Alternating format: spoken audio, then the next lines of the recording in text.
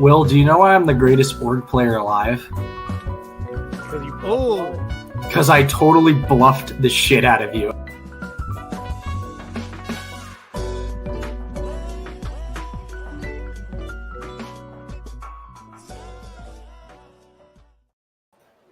One of my favorite shows on television is The Price is Right. Why are you looking at the camera like that? Right? Why? All right. Eye contact is important. If you went to law school, you would know. Do you go to law school?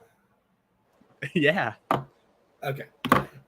One of my favorite TV shows is The Price is Right. It's just Survivor? fun. Survivors, come on. Price is Right is just a very fun, very heartless kind of show. It's just very casual, nice and relaxed. Something they've been doing recently with The Price is Right is nighttime episodes of The Price is Right. We here at StockWatch, we do the opposite. Yeah. We're going to daytime. Welcome, everyone, to episode 6 of Survivor StockWatch for season 45. I am Jack. That is Will. Hi. Will, how are you? I'm good.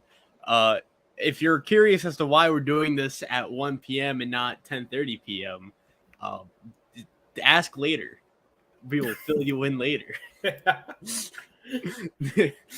Nothing to do with work. Nothing to do with work. Will, how is life? What you got going on? Pretty good, you know. I've been doing an online Survivor, which is pretty cool. Shout out to Horvivor. I started a job at Outback Steakhouse, which is good enough for Sandra Diaz Twine, so it's good enough for me. Yeah. So that's the real reason why we're doing this early, because I started training and I cannot move my schedule around. So I'm at the mercy of what the managers want me to do. I'm proud of you for getting a job, Will. I'm proud of you for staying in school. I know high school's rough now, but you'll get through later. Thank you. But my real job is StockWatch. And today we are covering the mergatory, the limbo phase of Survivor. And we're just going to start off with a little overview with our friend, the Stick Bug. Just an absolute class act of an episode and a class act of a character in an episode. I mean, Stickbug was the strategic force of this episode. Had about 7 confessionals, made the big move, found an idol, secured a big alliance. Did Stickbug do anything that was wrong this episode? I think the big thing about Stickbug that I am worried about, I do think, by your stock, he's the winner contender. He's number 1. I do think, though, a lot of people are giving him a lot of attention, good or bad. That is really bad for early on. I feel like with Stickbug, everyone was so excited to see Stickbug that later down the line, a more game body player like Drew can be like, hey, Stickbug is a threat. And I think, I honestly believe that we're going to get a Drew v. Stickbug rivalry showdown later on in the season. But as of right now, I think Stickbug is in the best position, bar none, by your stock. Yeah. I agree. I think Stickbug stock is going Stickbug stock. All right. We're not talking about Stickbug. All right. I think we've worked it out. We did the bit. I will have to say, I do think this episode was very, very, very good. I think it was personally.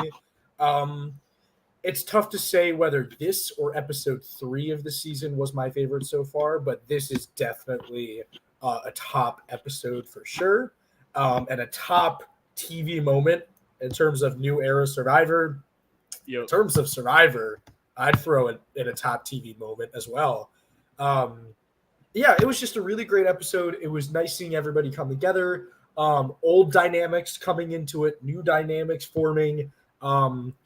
It's just well-rounded, very strong episode. And I think that the Earn the Merge, while some people still have disdain for it, it's the least offensive twist to me.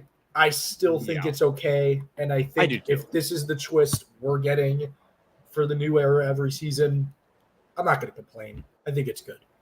I feel like with twists, it's one thing if it was random. Like I didn't like it in 41 because one of the Hourglass sucks. We all know that. Jeff Probst admitted that. But because it was random and no one was able to expect that, it felt very unnatural. But now it's like people go into the merge knowing that this is a new part of the game. And for that reason, I don't mind it. I don't like how there's a sit out and they have to guess. I kind of would rather it be have 2 players or 2 teams of 6. That way it's even and balanced. I would rather that more than doing it at 13. Yep. But I don't hate it as much as a lot of people do. I feel like when we talk about like bringing back classic Survivor, everyone's always like, we have to end the mergatory. No more earn the merge. And I'm like, really? You're going to be mad at that and not like, just a lot of the other problems with Survivor modern? Yeah. I think the mergatory is the least of our concerns. And I think you're right. I think that ending it or starting the mergatory at 12, doing 2 teams of 6, it balances it out because the person who gets to pick which team they want to champion, they either get really, really lucky and get a free pass for a round, or they get really unlucky and could be screwed. And I think it's just either way you take it, I think it's just a little too much. I think that they could have honestly done with another tribal council where there were still 3 tribes. And I think that would have been fine. We do 3 in the pre-swap, 3 in the post-swap, and then we go right into the merge. And I think that's completely fine. Yeah, especially with the dynamics of the tribe so far, I feel like we would have been set up for really riveting tribal councils across the board, except for maybe like Bello or was it Lulu Bello, the one with Kendra with Brando getting voted out? Bello. I feel like that was the only tribe that I think wouldn't have a cool tribal council because I feel like it would just end up with the Kendra going, and Kendra going is bad for my soul. But it's bad for everyone. It's bad for TV, But at the same time, too, it's like I do think the episode we got was really good and really cool, and it provided with I think one of the best TV moments in modern Survivor, and we'll get to that later. But first, starting with arcs and relationships. Jay Maya didn't manage so well. Let's talk about Jay. I think that Jay's interpretation of the relationships she had, especially with Reba, were not great. I think that she needed to read the room a little bit more and make some more inroads with other people. She never left a good impression, really, in Dee or Julie's Mouse and Sifu's as well. So it's just to the point where Jay Maya didn't really have a lot of good things going for her coming in. And those didn't really pan out for her, especially after the events that happened in the first vote. But I will say, I think that Jay Maya, I'm hesitant to say she's a dark horse second chance candidate, but I can see a stretch. It's a stretch, but I really appreciated her this season. I think her drive to continue to want to stay in the game and to fight to stay in the game is admirable, and I have no issue with Jay Maya. I think she was great. I don't think there was a problem, and it's just unfortunate the way it happened, and it was refreshing in a season where we had 2 people quit the game pre-merge, how we had someone with like Jay Maya, who I think is one of the nicest people in this cast. I think that is something we all can agree on. And the fact that she was, trying even at the very end, as great as Caleb's shot in the dark was for TV with everyone's shocked reactions, the juxtaposition with Jay Maya just looking deflated, honestly, is really, really sad. And with second chance seasons, there's always your what the heck kind of players, right? Always. And they tend to do really well.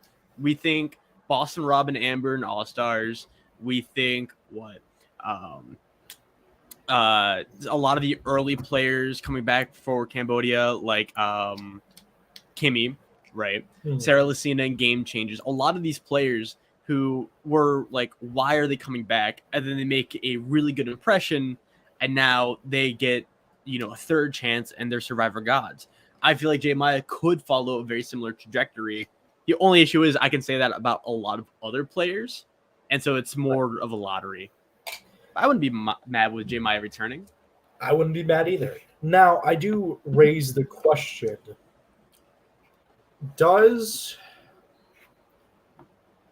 the move to tell Sifu that she voted for him the ender? Was that the nail in the coffin? Or was it something else? Or was it just accumulation of negativity from others and mistrust from others? I think honestly it was D voting out Sifu or voting for Sifu, because I feel like no matter what happened, J Maya was going to get their app for that, and I think that ruined her game. I think her problem was she thought she had a lot of great alliances. I think she felt very strong with Julie and D, but the problem was they were outside of the Reba 4. And I see online all the time where everyone's like, why is everyone not trusting J Maya? Where is this coming from? I feel like it's very obvious. She was outside of the original 4 of Reba members. And so for that reason, they just never trusted her as much as anyone else because she got lumped in with Sifu as the outsider. And when you're the outsider, it makes it very easy for people to just go on a smear campaign and be like, J Maya is doing this. She canceled Christmas. She's the reason why you didn't get your Christmas presents, all of that. And it sucks because J Maya just got dogged on. So, all right, J Maya. It does. It happens. It's unfortunate. I don't hold much against J Maya. I think there were definitely some flaws to her game, but I definitely think her fight and her willingness to stay was a great surprise and a great thing to see considering 2 people quit. Both my draft. Both of Will's draft picks. Ha ha ha. But, J Maya also went on the summit, and somebody wasn't happy that they didn't get their sandwiches. Is that a segue? It's a segue into Austin. Number 5. What's new? Number 4 for Will. Will, I'm flabbergasted. Not really. No. Yeah. Austin, this was a little fun joke the last episode. Austin said, I didn't get my sandwich. I want revenge. Well, now it's for real. And now he's actively voting people out that didn't get him his sandwich when he has an advantage. I don't even know what to think. I don't know what to think of this motivation for this. Not, hey, I want to get the amulet more powerful, or hey, I don't trust them. It's they robbed me of my sandwich, and I wanted that. So I'm voting them out. I never got that. I just thought Austin was joking the entire time. I never gave it much stock. I just StockWatch. I just think it just made sense, and it's just like a fun little narrative thing. I think Austin knows that. He's going into the merge knowing that J Maya is just an outsider and easy vote. And I say that because of Caleb was the vote. One thing I want to mention though, and Jack, I think you know where I'm going with this. We're going to talk about Caleb's idle play or shot in the dark play, I think, as we talk about a lot of the players here. And Austin, during this episode, he did not vote. He banked his vote. And for a tribe of 12, there were only 11 votes for Caleb, right? Or tribe of 13, there should have been 12 votes because Caleb used the shot in the dark, right? And so I don't think anyone noticed, though, the missing vote because everyone was so excited about Caleb's idle play. I think Austin banked his vote and just completely got away with it. Now, I don't know what happened right after Tribal. There could be a conversation about that, about a missing vote. But it's just crazy how Austin got away by, giving his idol more power. His amulet got more power. I think Austin, on paper, this episode had one of the best episodes, but also it's Austin. And so I just cannot move him in the top 3. Yeah, I agree. I think this was a good episode for Austin. I don't think at this point I'm locked at 5. I don't think he moves. Yeah. Unless something catastrophic or something absolutely insanely good happens to him. Yeah. Yeah, I mean, I think in this episode we clearly didn't see anybody at Tribal confused as to why there was only 11 votes and not 12. Mhm. However, I do think we may see in the next episode what happened and if people actually notice. However, I wouldn't put it past people in the moment or even after the moment to look at this Tribal Council and go, yeah, Caleb played a shot in the dark. Not that, hey, there were only 11 votes instead of 12. I think it's a big splash. It's something that kind of mystifies everything around Austin. Could it end up working out for him? Yeah. Yeah. Sure could. So I think he played a really good game, but the problem is we have to take into account every other episode. And so I only have him at 4 because the person that Jack has at 4, I just cannot rank higher than 5th. And so he's kind of there just by default. Someone that we don't have at 5th, but was raised in the stocks is Bruce. What happened? Like, I don't know. Look, he had a horrible episode. It was bad. It was atrocious. His episode, he looked terrifically awful. And we moved him up. Yes. You want to take a shot at this, Will? You want to explain why you moved him up from 11 to 8? Because I've been saying this a lot, and I'm really starting to believe that he's going to be a losing finalist. I feel like a lot of the things that have been happening, the way he's been talking to people, I feel like we're going to see Bruce for a while. He still has the idol, but that's public knowledge, right? Everyone knows about it, especially Caleb. The way he went across people was very bad. But I feel like there was a little bit of awareness with him. It's just the way he came across was bad. He understood, like, hey, Caleb is running the show. We have to focus on that. And I think as long as Bruce keeps kicking that hornet's nest, it can cause a lot of dysfunction across the tribe where he can really sneak his way through the end. But the problem is that it's Bruce. And so I feel like what's going to happen with Bruce is going to make it really far. He could also get voted out next episode. Who knows with Bruce? Bruce is just the biggest question mark. I feel like he makes it to final 3. I think he gets maybe 1 vote, maybe from like Jake, right? Because every second place gets 1 vote nowadays. But I feel like his game is going to come across way too strong, but not making the proper social bonds for someone like Bruce. That's why I feel like I ranked him higher despite him having a terrible episode, because I feel like, again, we have to take into account the last 5 episodes before this one. What about you? I'm going to disagree. I dissent, as usual, with Will. Yeah, that's fair. I don't think he's going to be a losing finalist. The reason why you think he's going to be a winner? Come on. Exactly. The reason why I moved him up from 10 to 8 is because I don't see it in the sense that in terms of equity and value in the game, he's at 10. I more see it as he's going to get 8th place or he's going to get near 8th place. I can see that too. I still don't know. I feel like we've gotten a lot of personal content, and he is a captain. And again, either from luck, either from whatever. There's only been 1 season of Survivor where a captain hasn't made it to, or a returnee hasn't made it to Final Tribal Council, and that was Edge of Extinction because half the cast was so gung ho about not letting returnees make it far. Yep.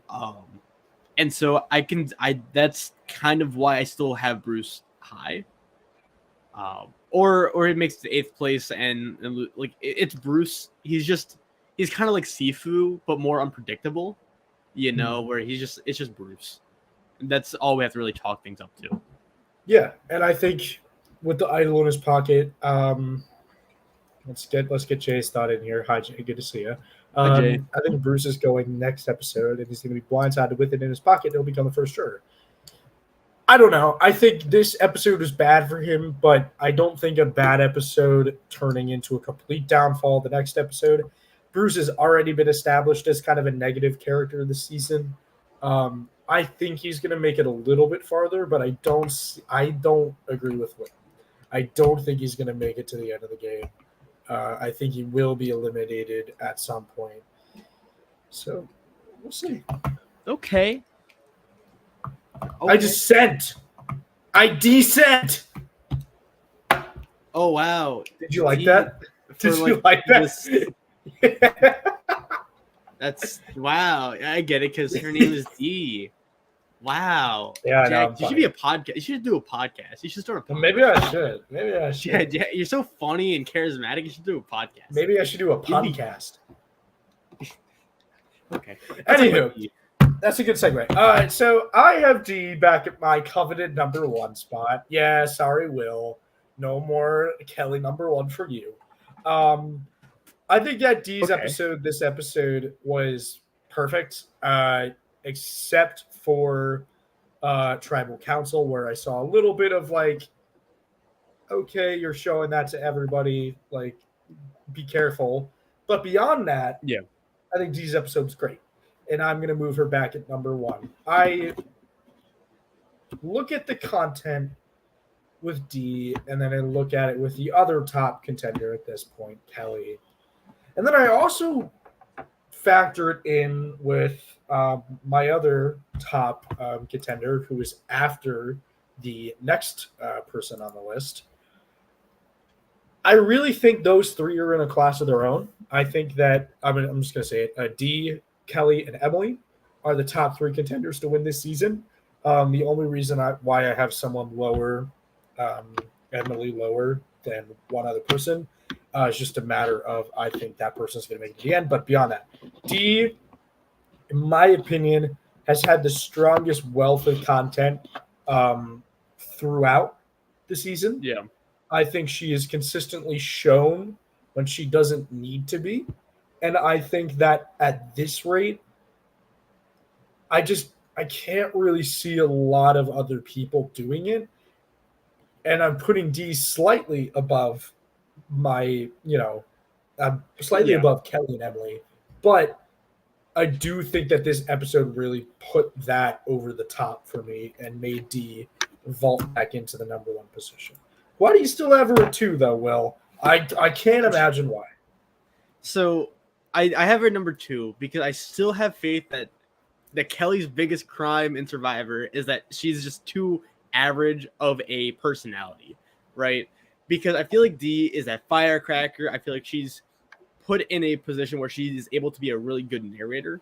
I feel like Kelly, she's kind of surrounded by really big personalities, and so that drowns her out more. Where I feel like on Reba, D is the big personality. And so I feel like that's why we're getting more of D. I feel like the content we're getting of Kelly is a lot more quiet, but it's still there. I do think, though, there is a huge gap between 2 and 3. I'm not completely sold on Emily as a winner. As of right now, I think it's still between D and Kelly. And I think that if it's anyone else, it's going to show during the mid-late part of the merge. But as of right now, I do not see anyone else winning. I still think Emily's making it to 4th place and will be, the big contender, the big dragon, the Jesse, the Omer, the Ricard of the season. And by no means is D at number 2 indicative of me thinking that she's worse than Kelly. It's just someone has to be second. But I like all the reasons why you have her number 1. It's why I have her at number 2. It's just, no shame. Yeah, I think it's reasonable. And I also want to pose the question, or just pose the thought that D got her way this episode. D wanted Jay to go. I don't think we ever saw D really say, yeah, I want Caleb to go. I think Dee definitely wanted Jay to go, and she got that eventually. And so I have to put a little bit of Yeah. credit for that because, um, I think that getting what you want in an inadvertent way, while not the greatest move, is a move, and it helps you regardless. And I think that worked out for her. But the counter argument too is, and we'll talk about this with Caleb, I feel like it's less of a move. It's more of just D got lucky. And that's still good. She did get her way.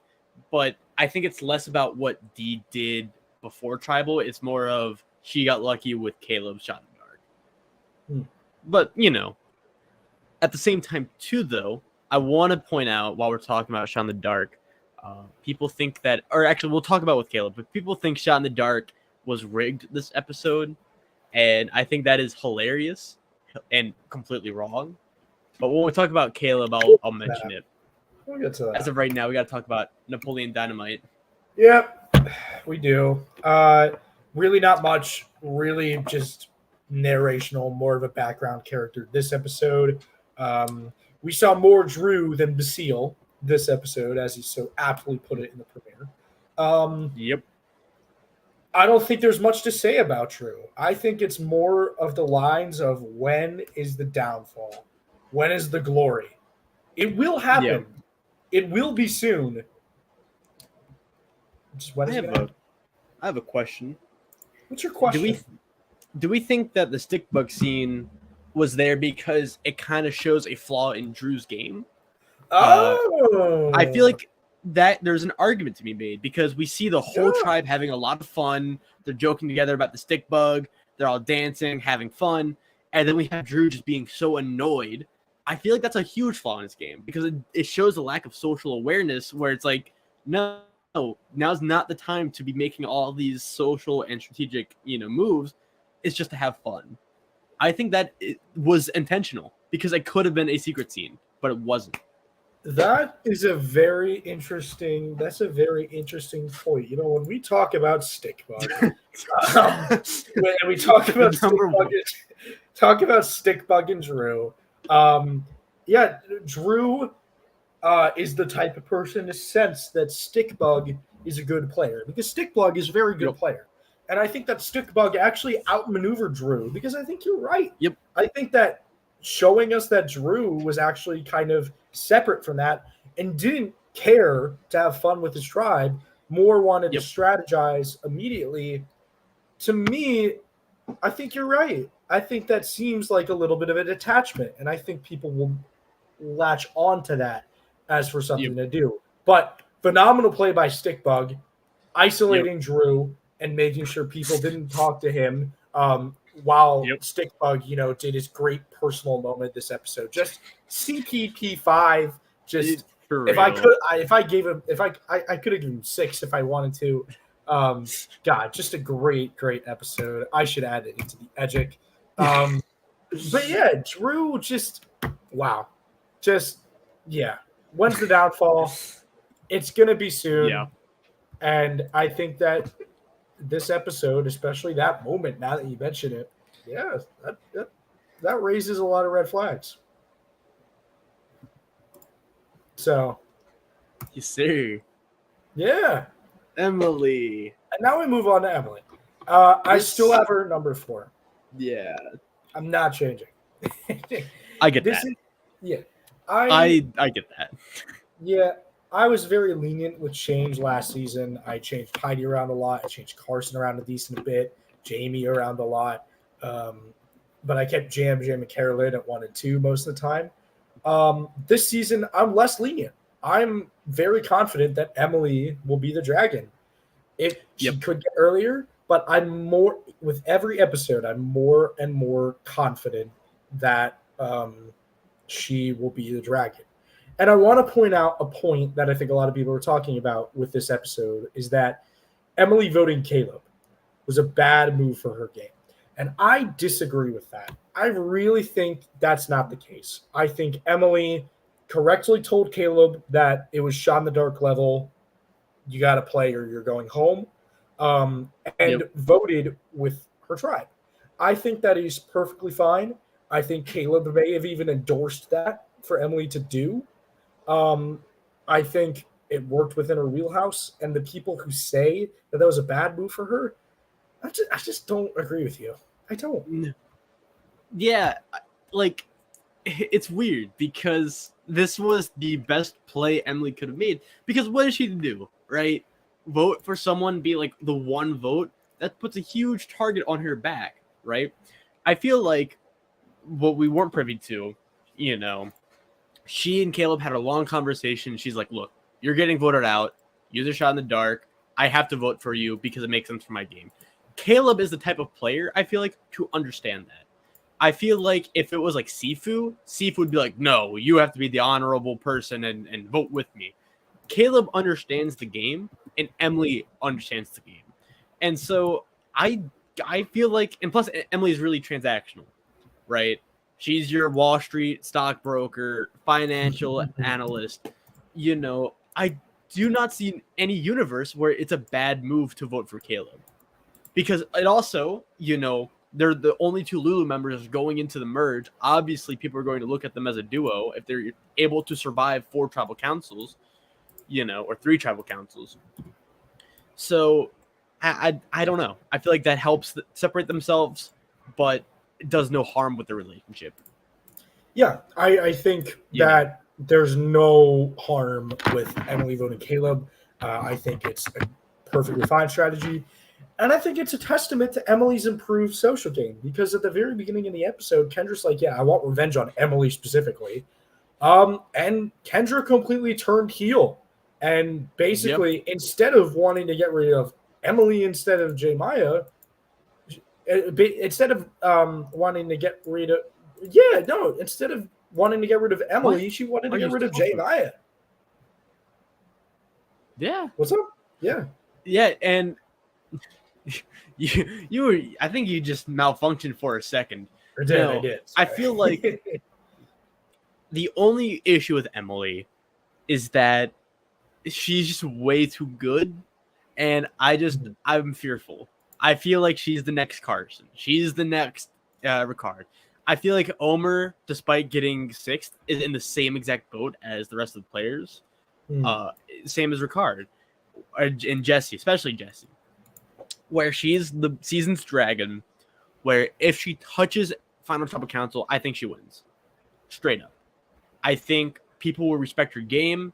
I think, her whole arc has been, that of the upside, the improvement.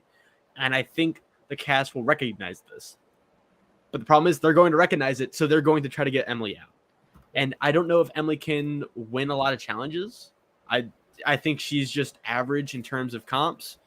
So I'm very hesitant because if I believe that she made it to the Final Tribal Council, she'd be number 1. I want Emily to go far, and I want her to win. That's maybe Kelly. But I'm still weary, and I will be weary. Absolutely. When will the shoe drop? That's the $1 million question. With Jake, I keep him at 6. Hi, Jake.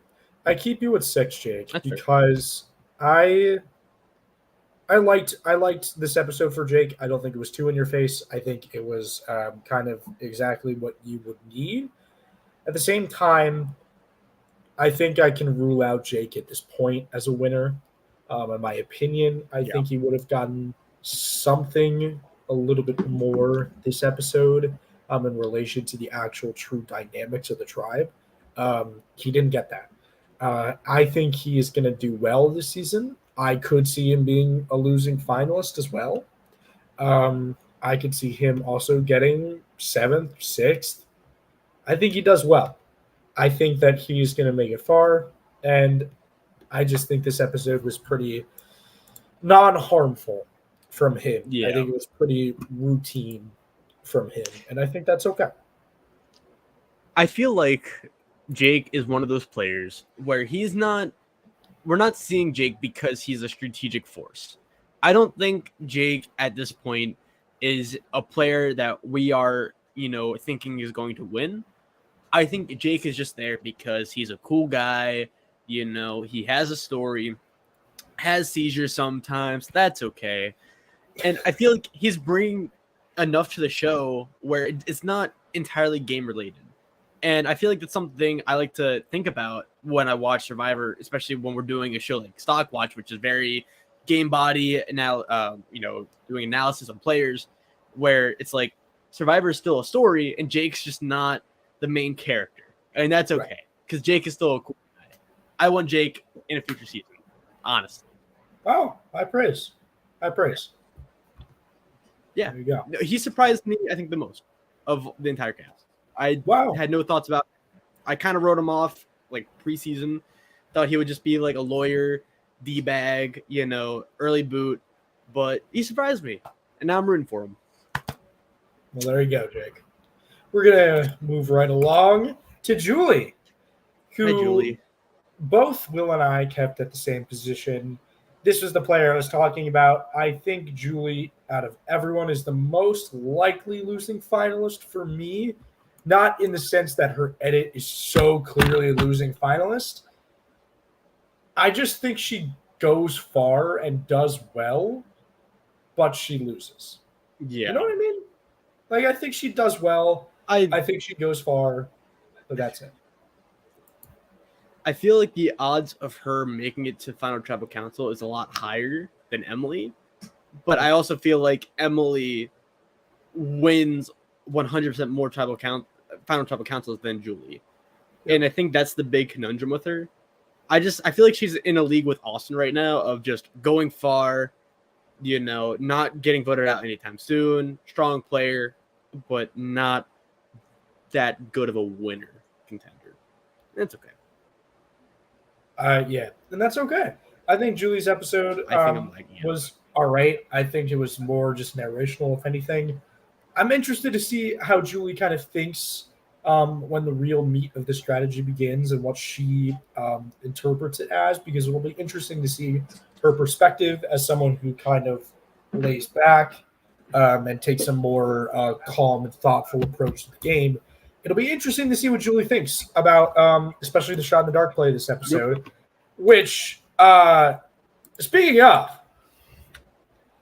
this is what you have to talk about with him, right? It's, yeah.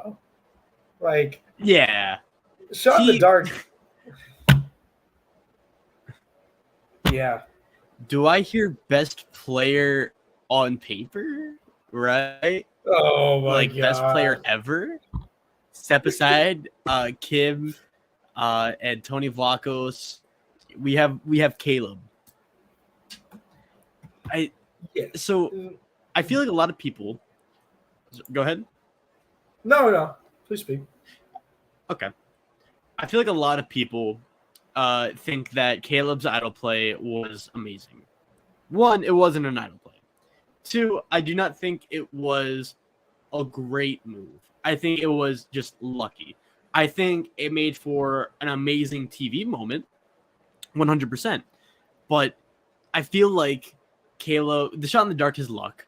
And whenever you need an idol this early on to negate that all those votes, I feel like you lose a lot of longevity. Because no matter what you do, no matter how you hide, people will always remember that idle play. And he might hide. He could go far. I doubt it. I seriously doubt that. But even if he makes it to like final 7, people are going to be like, hey, this guy was able to negate 12 votes, 11 votes, whatever. And now he's made it this far. We cannot let him go any further. That is my biggest fear with Caleb. I feel like I have to write him off. And I could be wrong, but I want to be wrong. I like Caleb a lot, but I just cannot. I don't see him going far like other people. I don't either. I think he's definitely one of the top characters of the season. I think a lot of people this season are going to maybe talk about Emily and Caleb as a little bit shades of Malcolm and Denise from Philippines, which I think is a reasonable comparison. I think there are some good points to that. I think that Caleb, I think you're right. I think when you have to negate so many votes so early on, especially at the first vote of a merge tribe, when you have to do that, it is a tough road. And I really like Caleb and respect him, but I don't think he's going to have the longevity because of his threat level and because of his management of that. He was seen schmoozing with everybody this episode, and he's a great, charismatic person. But when you do that and it's known, there's nothing stopping everyone from going, yeah, we like Caleb, but he's too good. And I think everybody sees that at this point. Do I think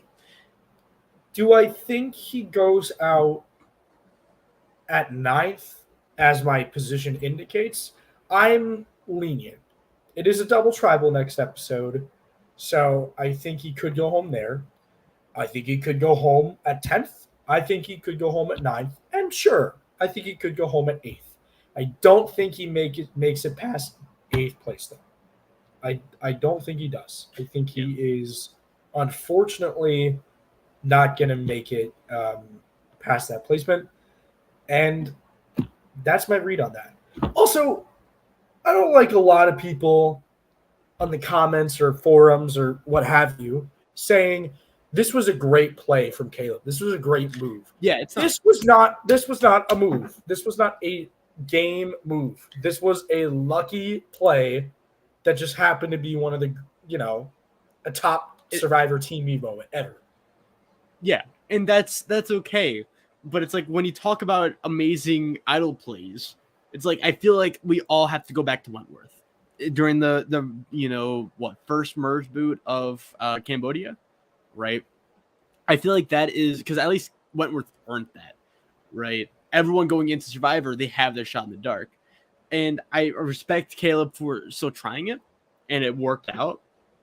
But one thing too I've been reading is a lot of people might be saying that the shot in the dark was rigged, that Caleb was always going to be safe going into it.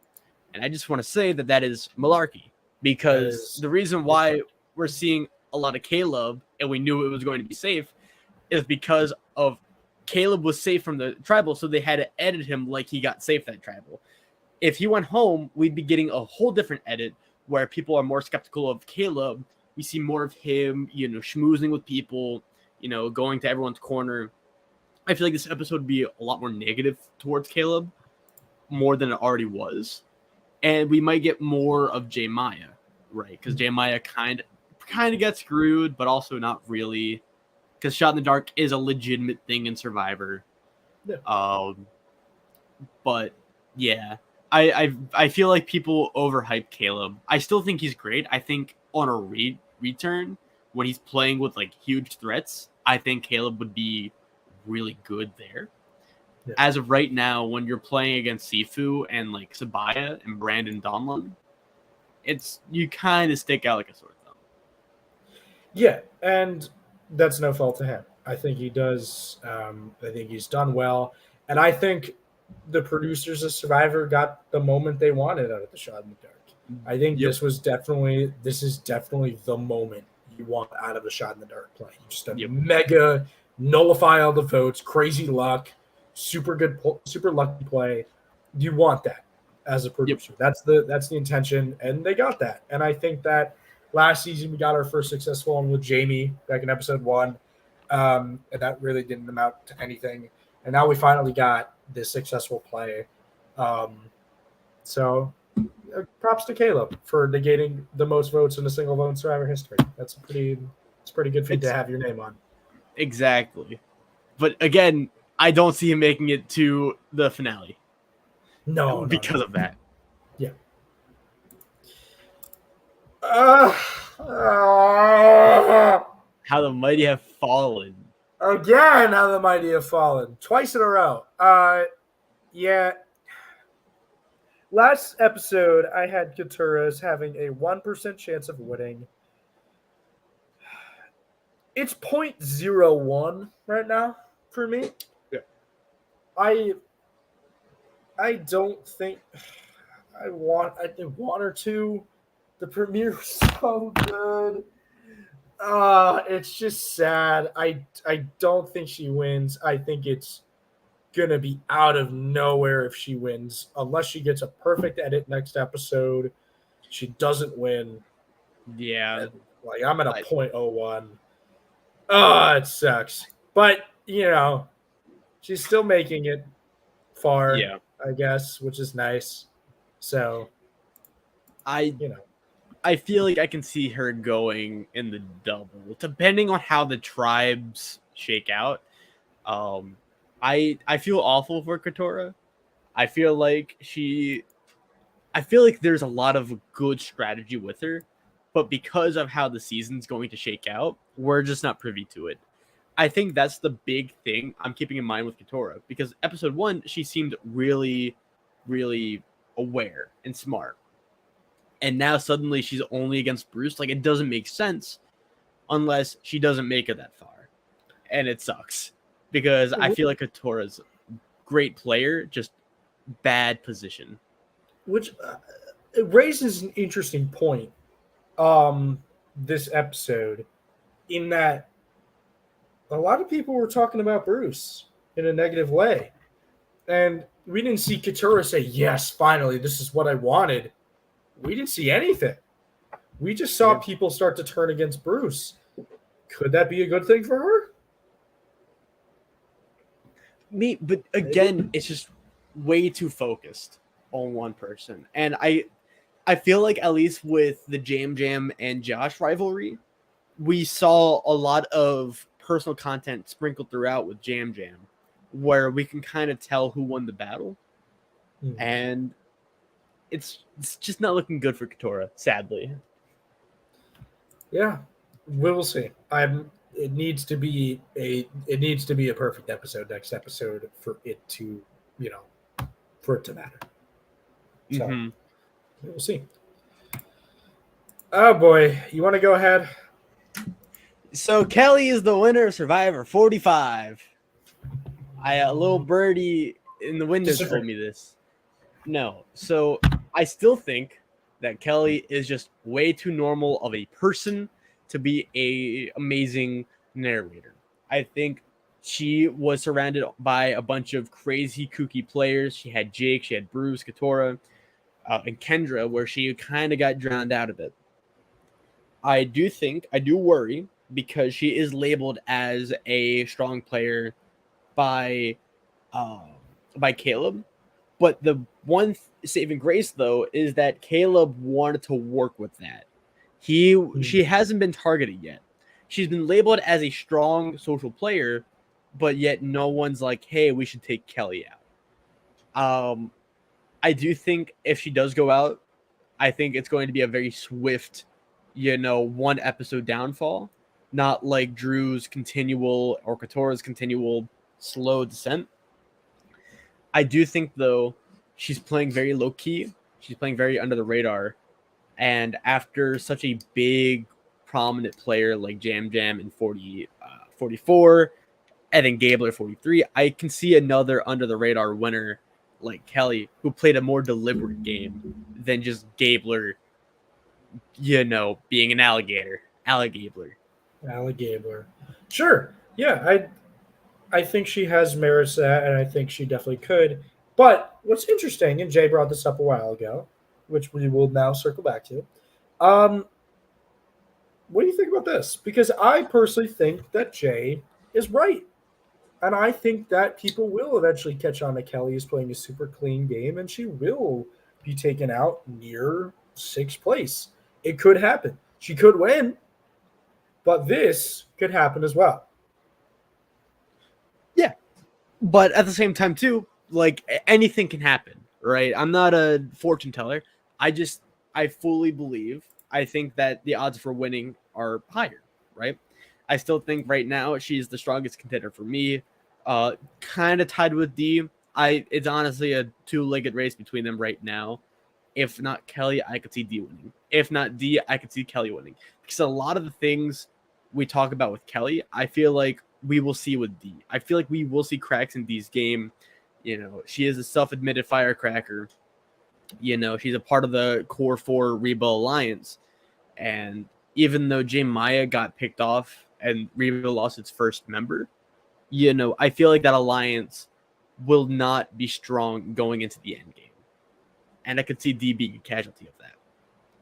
So, and if that happens, I could see Kelly winning. But I could also see the opposite, where Kelly is labeled as a huge threat and D wins. Regardless, I think a woman's winning Survivor 45, and it's either D. Kelly or if a miracle happens, Emily. I have thoughts. Yeah, I agree. I've thought so since Yeah. the very beginning of this season that a woman is winning the season. I've had Yeah, we both almost, agree. almost no doubt in either of our minds that a woman will win the season, and it could be Kelly.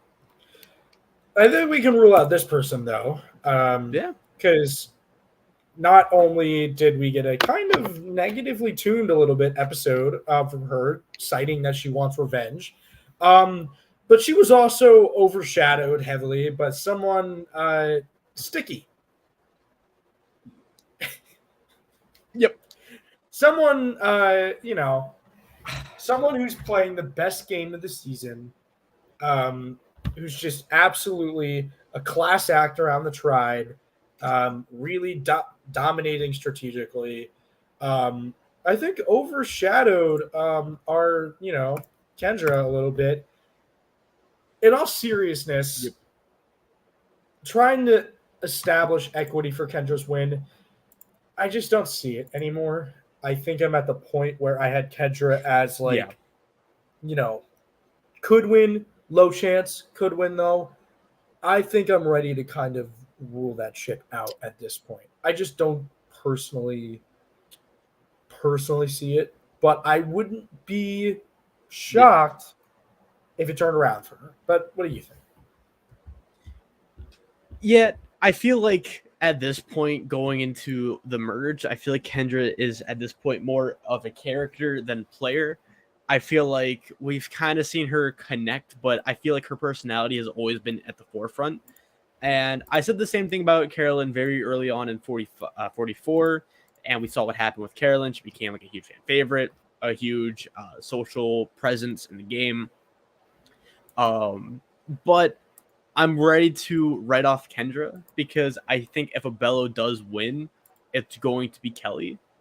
I think Kendra might, pose as a strong threat and will get voted out for it. I do think that her energy will make people love her. And I can even go as far as say that she might be a fan favorite outside of like Emily and Caleb. But I just do not see her winning unless she gets like that Natalie Anderson revenge plot on like Brando, but it's also Brando and not Jeremy Collins. Brando. It is Brando. I don't know. It is Brando. No disrespect to Brando, because Brando's great and all, but he's just not Jeremy Collins. Not Jeremy Collins. So we'll see how Kendra does. I do think there's an outside chance that Kendra could win. The only people that I'm not ruling out for the win yet are D, Kelly, Emily, Kendra, and barely Katura. Barely Katura. Barely. Yeah. I think everybody else does not have a chance at winning this game. So every guy and Julie, but every other woman has a shot at winning this still. It's just a matter of seeing how it plays out. And we get to the last, whatever. Sifu had a pretty chill episode, Sifu. I want to the thing I want to point out with him this episode. Did you get the impression that him and Caleb actually started to build a good connection? I think so, but I don't think it pays off at all in the season. I think maybe they're just friends. Who knows, right? Plus, it was also the beginning of the merge, so everyone is looking through rose-tinted glasses right now. Everyone's all excited except for Drew, who's just all doom and gloom because of Stickbug. Right. Lest us forget the GOAT of Survivor. GOAT of Survivor. But I don't think at this Sifu, I think we wrote off episode 1, and I feel like a bond between him and Caleb. I think it's forming or formed or happened, but I don't think it really matters in the game. I think it's more of just we'll see on social media him and Caleb being best of buds with Brandon apparently just showing up as well, because Brandon's just been appearing in everyone's social media posts with all sorts of alumni for no reason. I think, and this is going to be the interesting point with Seafood. I agree with what you said. I don't think there's much weight to it. I still think there could be. Sifu is either going to go home next episode or get like 6th or 7th. You know what I mean? Yeah. I get the feeling. You get the feeling? So, Sifu is just like, again, he's like Bruce, where it's just a big question mark. Who knows? If Sifu doesn't go, I think he got really lucky with like the tribe divisions. Yeah. Because it's pretty much like another swap, right? But at the same time, it's just like, yeah, you made it past that. You're not making it any further. I will say too, like, Sifu just kind of screams juror number 3. I don't know why. That just seems like a Sifu kind of. Seems like Sifu kind of number. Yeah. So I don't know. We wrote him off. I do like the personal content. I do like he's just himself, like Kendra. I just, when we talk about strategy, it's just like, yeah, we'll see how he does. I'm interested to see how he plays this next episode, and we will see how that all kind of plays out for him. Yep. Quick hits. Really nothing changed. Yeah. So really nothing. Yeah. Nothing changed. So we have D and Bruce with a plus. D for me is a buy because I think D had a great episode, and I think that if you don't already have it a lot, buy it more. Bruce at a plus because I think with the idol, I think he might have a little bit more longevity going to like Final 8. Yeah. I have everyone but Caleb and Sifu at stay. I think that there's no discernible change for any of them based on previous. I know, very boring, but I really don't think there's much to worry about with either of them or all of them. We have Caleb at a sell. I think that this episode wasn't bad for him. I just think he's not going to last much longer in the game. So if there's any time to start selling off, shedding off a little bit of stock, now's the time. And then Sifu is at a Y. Any comments? Yeah. No, just a quick reminder, if you're confused about why these are the rankings, they're basically the averages of mine and Jack's rankings. Few ties with D and Kelly, Austin, Emily, Drew and Caleb, and whatever. I just went with alphabetical. But yeah, I pretty much agree. It's weird how there's not a big shift or turnaround. I feel like we talked about there being a huge change during the swap, and there really wasn't. And I thought going into this mergatory, there'd be a huge shakeup. But really, I've never felt more confident with my rankings. Yeah, me neither. So I think it's going to be a lot of slow-moving pieces with the stocks and with the rankings as we go further in the season. But yeah, no additional thoughts. It's the stocks. It's the stocks. Now, I'm going to actually remove the slide for a second. Okay. Just going to do that and that and that and that and that. And that. And that to show the edgic. Because it has changed in this episode. Yep. It has changed. Stickbug! Where Stickbug is now in the game. Woo! Let's go, Stickbug. Welcome to the edgic. Proud of you. We'll be on the stocks next week. Be prepared with the invis edit because we won't see it. All right. But beyond that, any thoughts? Nope. Stickbug's my favorite Bello Lulu member. Bello Lulu Reba. Exactly. Well, he's not Reba. There's no red for him. He's never on Reba. He doesn't even know what Reba is. Okay. Yeah. But yeah, no, it's the Edgic. We kind of just talked about the players individually. There's nothing big. I do like Emily's CP4. It just looks way too clean of an Edgic of just constant CP5s for me to really think of her as a winner. Yeah. But I'm wrong. I was wrong with Hannah Rose. So who knows? You're wrong with a lot of things. Yep. We were kind of right though. We did say J Maya was the mergatory boot. We did. I think that was you who actually coined that, right? Yeah. I mean, I don't think we knew quite much how it would have happened. I don't think we anticipated a shot in the dark. I don't think we anticipated 11 votes being negated. But go us, go team. Go team. That is gonna do it. Will, this has been the stocks. This has been all 11 of the stocks. Do you have any final words? Yeah. Thanks. All right, that's it. Thank you, Will. Thank you, Stickbug, Jack. as always, the GOAT of Survivor. Truly a renaissance of Survivor gameplay from Stickbug. I'm excited to see what we see from them next week. Hopefully, we just get an absolutely phenomenal episode of them masterminding the tribe again. Yep. As always, it is great seeing you, and we will see you all next Friday. Bye-bye.